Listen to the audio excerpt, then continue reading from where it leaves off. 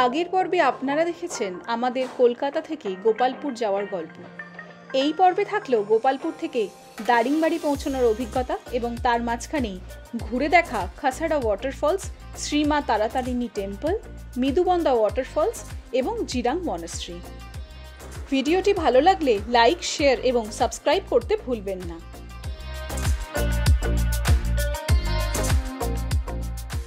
আজকে আমাদের ডে 2। আমরা সকালে এখন রেডি হয়ে গেছি। এখন বাজে সকাল 9:45। একটু তাড়াতাড়ি বেরোনোর ইচ্ছা ছিল, কিন্তু টায়ার্ড ছিলাম কালকে খুব, তাই ঘুমিয়ে পড়েছিলাম, উঠতে দেরি হয়ে গেছে। এখন আমরা চলে যাবো ব্রেকফাস্ট করতে, দিয়ে এখান থেকে বেরিয়ে যাব। আচ্ছা, তোমাদেরকে ছোট্ট করে রুমটা দেখিয়ে দিই যা আছে। এখানে আমরা 50-100 রুপিস দিয়ে দুটো রুম বুক করেছিলাম ফর 1 নাইট, 4 জনের জন্য। তো এই হলো রুমটা। এখানে একটা কিং সাইজ বেড আছে, দুটো বেডসাইড টেবিল ওইদিকে আছে, এখানে ড্রেসিং ইউনিট আছে, আমাদের স্যুটকেস আছে ওখানে রাখার জন্য, স্যুটকেস রাখার জন্য জায়গা আছে। এইটা হচ্ছে ওয়াশরুমটা, অনেকটাই বড় ওয়াশরুম। এখানে গিজারও আছে, ওয়াশ বেসিন আর কোমোড, আর ওইদিকে শাওয়ার এরিয়া। আর এই সাইডে এটা হচ্ছে এন্ট্রেন্স। মেঘদীপা এখানে দাঁড়িয়ে আছে রেডি হয়ে বেরোনোর জন্য। এইখানে টিভি আছে একটা, দুটো চেয়ার দিয়েছে, আর একটা আলমিরা বা ওয়ার্ড্রপ টাইপের আছে, অনেকটাই স্পেশাস। তো রুমটা অ্যাজ এ হোল অনেক স্পেশাস। অ্যান্ড হ্যাঁ, অবশ্যই একটা বারান্দাও আছে, যদিও বারান্দা দিয়ে অ্যাজ সাচ কোনো ভিউ নেই। জাস্ট এই সামনে এই যে আমাদের গাড়ি দাঁড়িয়ে আছে নিচে, আর এদিকে আরও বিভিন্ন গাড়ি, এদের এই পুরো কম্পাউন্ডটা এখান থেকে দেখা যায়। তো অনেক হল ভালোই আর কি রুমটা, খুবই চার্জেসটাও বলেই দিলাম আপনাদের। নমিনাল চার্জেসের মধ্যে ভালো রুম। তো গোপালপুরে এসে আপনারা এখানে থাকতে পারেন। এটা হচ্ছে ঠিক মেফেয়ারের কাছেই, মেফেয়ারের যে হোটেলটা আছে এখানে গোপালপুরে পাম রিসর্টে, তার পাশেই এটাও স্বস্তি পাম রিসর্ট। তো এখন যাওয়া যাক ব্রেকফাস্ট করতে।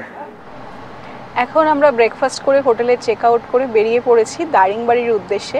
আর আমাদের আজকে ফার্স্ট স্টপ হচ্ছে তারাতারিণী টেম্পল। তারাতারিণী টেম্পল এখান থেকে এখনও মোটামুটি 25 কিলোমিটার মতন ডিস্টেন্স।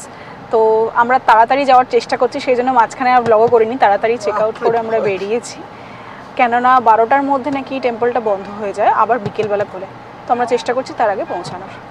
তো আমরা আজকে ডিরেক্টলি দারিংবাড়ি যাব না, তার আগে বেশ কটা স্পট আছে যেগুলো ঘুরে একটু সাইট সিইং করে তারপর আস্তে আস্তে আমরা দারিংবাড়ি পৌঁছাবো। তো সেই জন্যে আমরা চেষ্টা করেছিলাম আজকে তাড়াতাড়ি দিনটা স্টার্ট করবো অ্যারাউন্ড 8-8:30, বাট উঠতে দেরি হয়ে গেছে, কেননা কালকে আমরা অলরেডি অনেক টায়ার্ড ছিলাম। তো মোটামুটি 10:30 বেজে গেছে বেরোতে। এখন প্রায় 11টা বাজে। তো দেখি কতটা কি কভার করতে পারা যায়।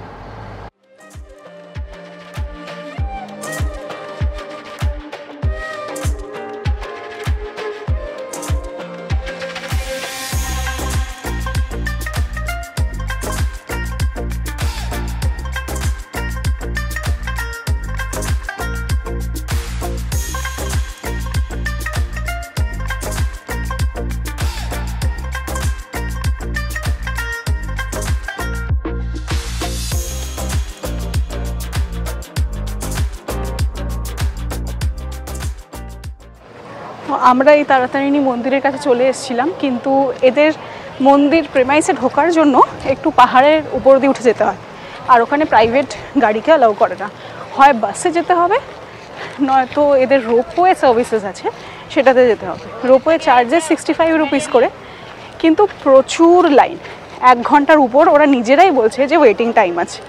এত যেহেতু লাইন আছে সেই জন্য আমরা রোপওয়ের টিকিট কাটলাম না। এদের এখানে মন্দিরের নিজস্ব বাস সার্ভিসেসও আছে। তো রোপওয়ের এখানেই বললো যে দেখুন, যদি বাস পেয়ে যান তাহলে আপনারা হয়তো দর্শনটা হয়ে যেতে পারে, কেননা এখন 11:30 বাজে আর 12:30 অবধি মন্দির খোলা। এই হলো তারাতারিণী টেম্পলের এন্ট্রি গেটটা। এর ভিতর থেকে ওদের বাস সার্ভিসেস দেখতে পাচ্ছি, বাস দাঁড়িয়ে রয়েছে। দেখি কতক্ষণ পরে আমরা বাস পাই।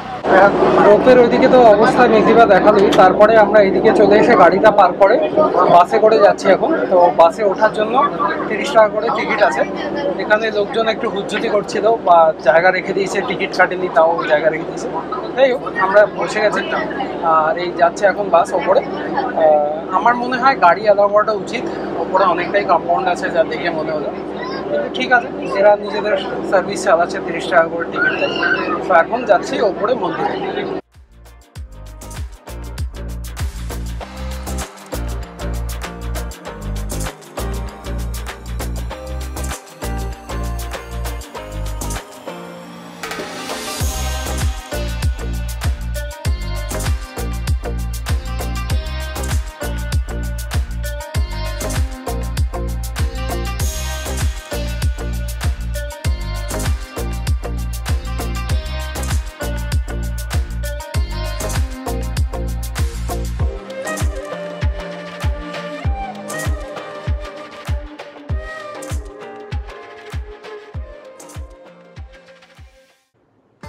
ঋষিকুল্যা নদীর তীরে কুমারী হিলসের উপর অবস্থিত এই শ্রী মা তারাতারিণী টেম্পল হল ভারতবর্ষের আদি শক্তিপীঠের একটি অন্যতম জায়গা।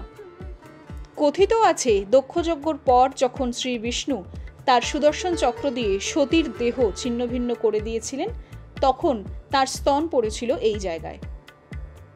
ওড়িশার বিভিন্ন জায়গার মানুষ তো বটেই, ভারতবর্ষের বিভিন্ন জায়গা থেকেও মানুষ আসেন এই মন্দিরে মানত করতে।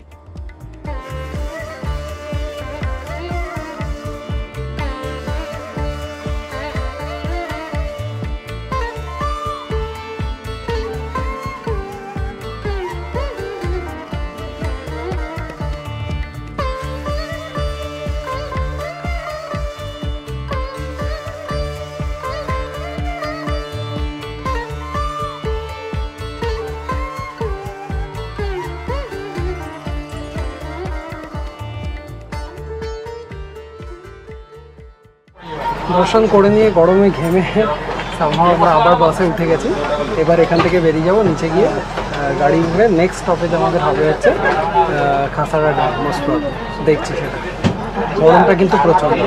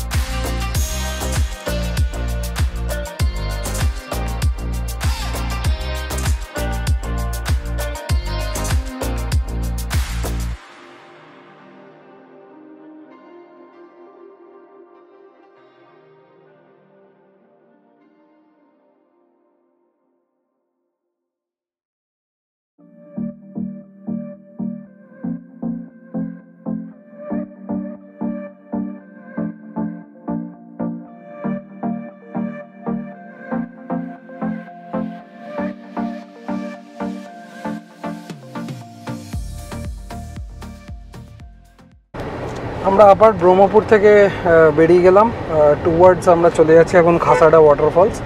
তো রাস্তাটা আমরা সকালবেলা যেহেতু ব্রহ্মপুর থেকে শ্রী মা তারাতারিণী টেম্পলে গেছিলাম, তাই জন্য আবার সেম রাস্তায় মোটামুটি ফিরে এসে এবার ব্রহ্মপুর থেকে আমরা চলে যাচ্ছি খাসাড়া ওয়াটারফলের দিকে, মানে এটা ব্রাহ্মণী গাঁওয়ের দিকে। আমরা অন্য দিক দিয়ে সুরাডা ড্যাম হয়েও যাওয়া যায় দারিংবাড়ি, বাট আমরা এই সাইডে খাসাড়া তারপরে জিরাং মোনাস্ট্রি এসব দেখবো বলে আমরা এই দিক দিয়ে যাচ্ছি।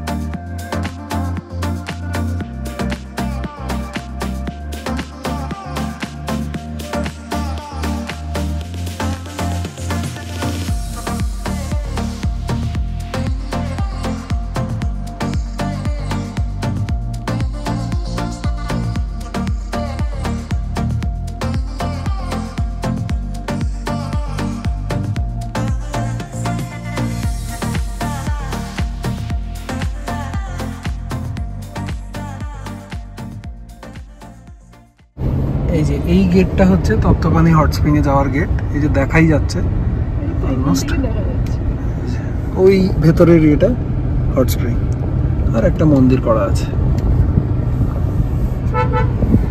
তো আমরা আর না দাঁড়িয়ে চলে যাচ্ছি এগিয়ে খাসাড়া ফলসের দিকে এবং ব্রাহ্মণী গাঁওয়ের দিকে।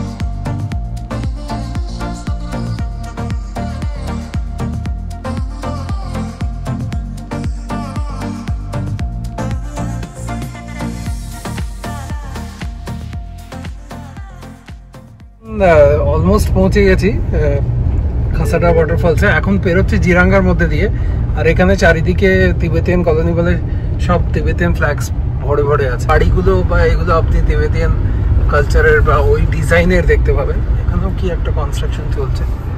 তো আমরা এখন চলে যাচ্ছি খাসাডার দিকে। ফেরার সময় আমরা জিরাঙ্গাটা বা মনাস্ট্রিটা দেখবো।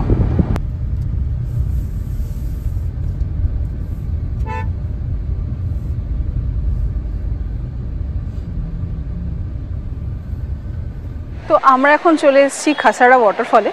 পিছনে পার্কিং ছিল, ওখানে আমরা গাড়িটা পার্ক করে দিলাম, দিয়ে ওয়াটারফলের দিকে নেমে যাচ্ছি। এখন যা দেখতে পাচ্ছি যে জলের পরিমাণ খুবই কম আছে এখন, যেহেতু গরমকাল চলছে, কিন্তু মনসুন তো স্টার্ট হয়ে গেছে। আমার তো মনে হয় এইসব দিকে ভালোই বৃষ্টি হয়, জল তো আরেকটু বেশি হওয়া উচিত ছিল, বা যেরকম আমরা এক্সপেক্ট করেছিলাম।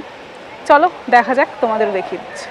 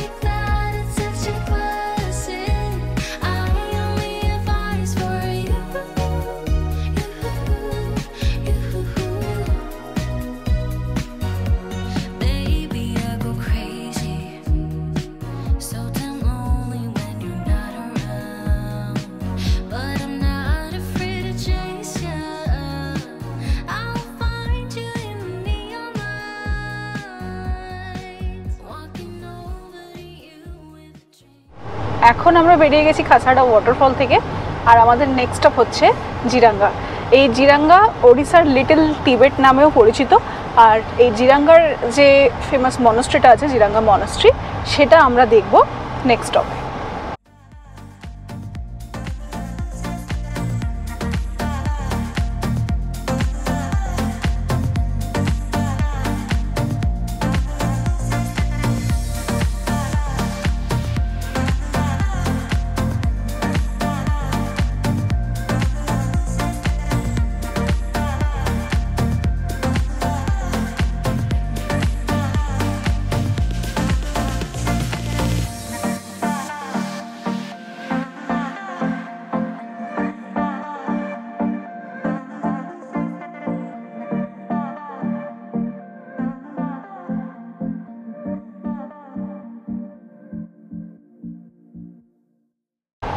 চলে এসেছি আমরা জিরান্ডা মনাস্ট্রির সামনে। এই ওয়ে টু টেম্পল বলে একটা গেট ছিল বড়, সেই গেটটা ক্রস করে আমরা ভিতরে ঢুকলাম। ঢুকেই বাঁদিকে দেখলাম এরকম একটা সুন্দর বেশ লেক আছে, আর লেকের মাঝখানে একটা বিশাল বড় বুদ্ধ মূর্তি ছিল।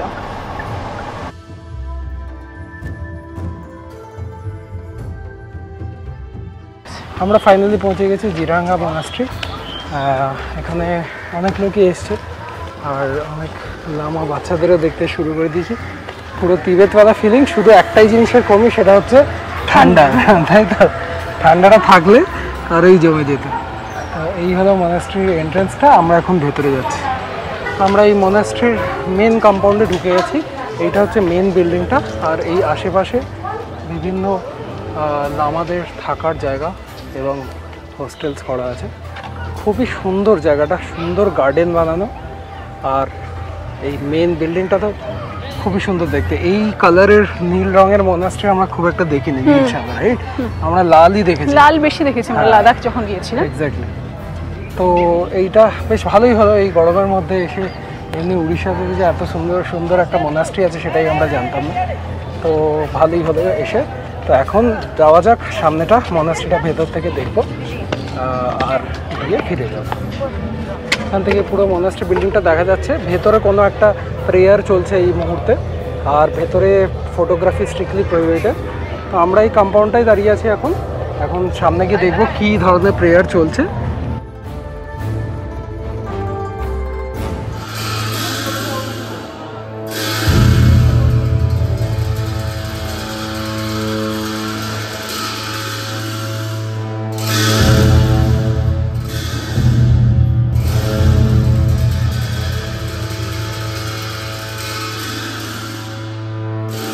মনাস্ট্রিতে এমনি একটা ছোট্ট ক্যান্টিন আছে। জিরাঙ্গা মনাস্ট্রির ক্যান্টিনেই আমরা এখন অল্প করে লাঞ্চ করতে চলে এসেছি। লাঞ্চ ঠিক না, ওই স্টিমড মোমো অর্ডার দিয়ে দিয়েছি আমরা, আর স্প্রাইট দিয়ে দিয়েছি সাথে খাওয়ার জন্য। অনেক লেট হয়ে গেছে, প্রায় 4টে বেজে গেছে, তো সেই জন্য তাড়াতাড়ি খেয়ে নিই।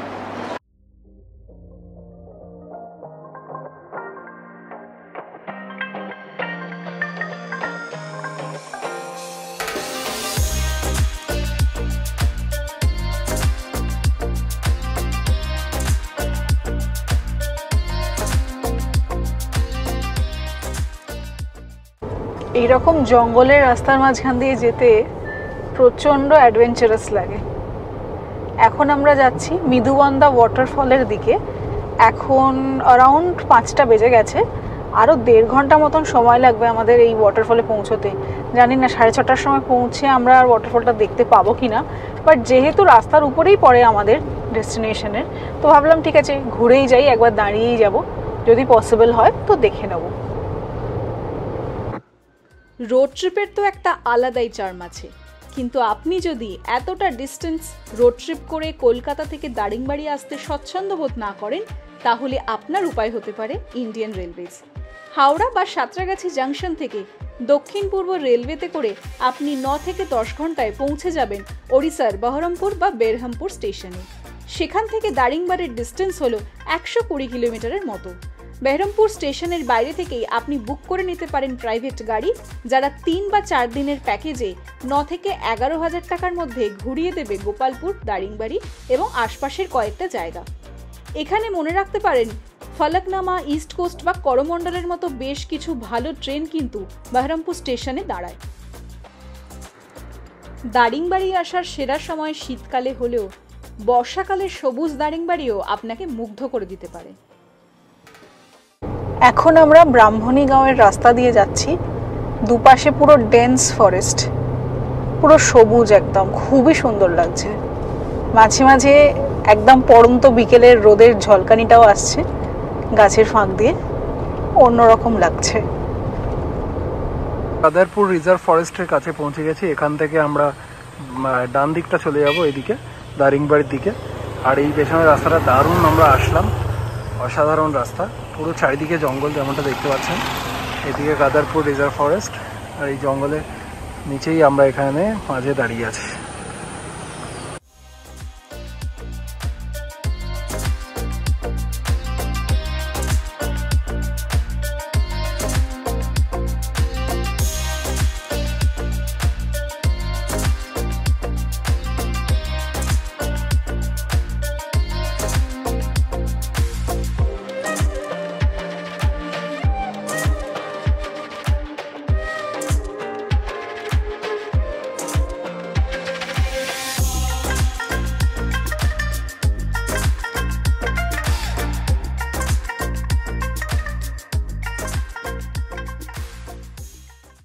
এখন আমরা মৃদুবন্দা ওয়াটারফলের ঘাটটা নিয়ে নিয়েছি।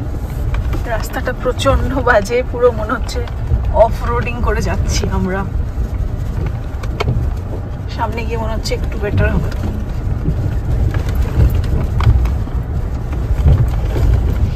আমরা এখন মৃদুবন্দা ওয়াটারফলসের নিচে নামছি। একদমই বিকেল হয়ে গেছে, 6:30 বাজে, অ্যান্ড তাও চলে যাচ্ছি কেন কি আলো আছে এখানে, মানে অলদো পুরো জঙ্গল, তাও আলো আছে। 160টা সিঁড়ি আছে, এমনি উঁচু উঁচু, আপনারা দেখতে পাচ্ছেন নিশ্চয়ই। তো আমি আর মেঘদীপা যাচ্ছি, বাবা মা ওখানেই দাঁড়িয়ে গেলেন। কেন কি এত নিচে যাওয়াটা ওদের পায়ে লাগবে, হয়তো একটু সময় বেশি থাকলে হয়তো ঠিক আছে, ওটা চলেই আসতো, কিন্তু একটু তাড়াতাড়ি উঠতে হবে আমাদের, কারেক্ট, একদম অন্ধকার হয়ে যাওয়ার আগে। এই ওয়াটারফলের জার্নিটা আমি একটা পয়েন্ট অফ ভিউ থ্রু দিয়ে শ্যুট করতে চাইছি এইভাবে। হয়তো একটু শেকি আসবে ভিডিওগুলো, কিন্তু এই ধরনের ট্রেল বা জঙ্গলের মধ্যে দিয়ে যাওয়া বা ঝর্ণা খুঁজতে যাওয়া, এইগুলো পিওভি শটে দেখতে খুব ভালো লাগে। তো আশা করি আপনাদের এই শটটা খুব ভালো লাগবে।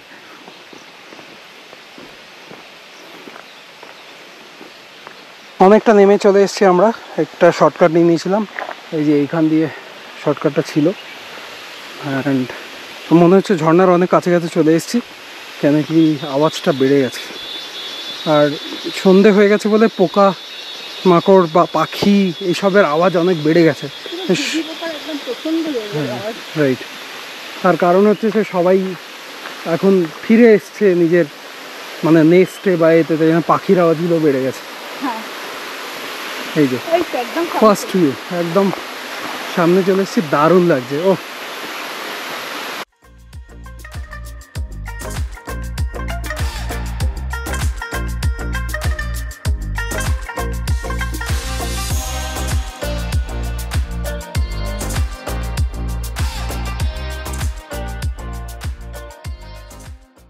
এই দেখুন, অসাধারণ।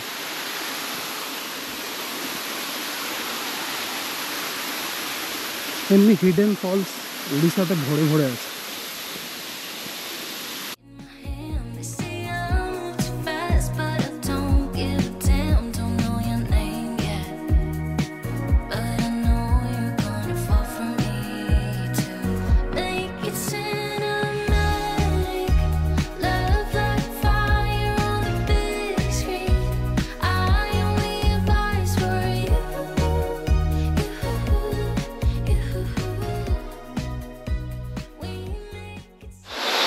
তো মেঘদিবা কেমন লাগলো ঘুরে? মানে এখন ওয়েদারটা এত সুন্দর, একদম জাস্ট বিফোর ডার্ক, যে মানে দেখতে আলাদাই রকম লাগে, প্রচন্ড মিস্টেরিয়াস লাগছে। চলো একবার দেখে নিন ফলসটা, অসাধারণ লাগছে। এবার আমরা চলে যাবো এইদিকে রাস্তার দিকে।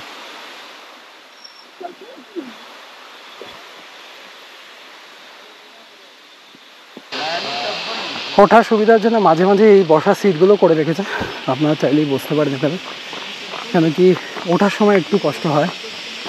আর বয়স্কদের বলবো যে সাবধানে আসবেন, কেন কি সত্যি সিঁড়িগুলো দেখে হয়তো মনে হচ্ছে না, কিন্তু কষ্ট আছে।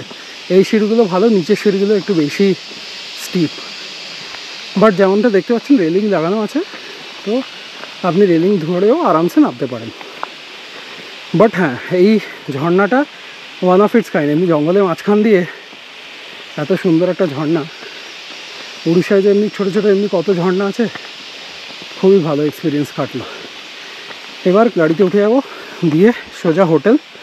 আজকে আর কফি প্ল্যান্টেশনটা দেখা হবে না, কাল খাই নেবো একদম। তো এবার দেখা হচ্ছে গাড়িতে, তারপরে হোটেলে।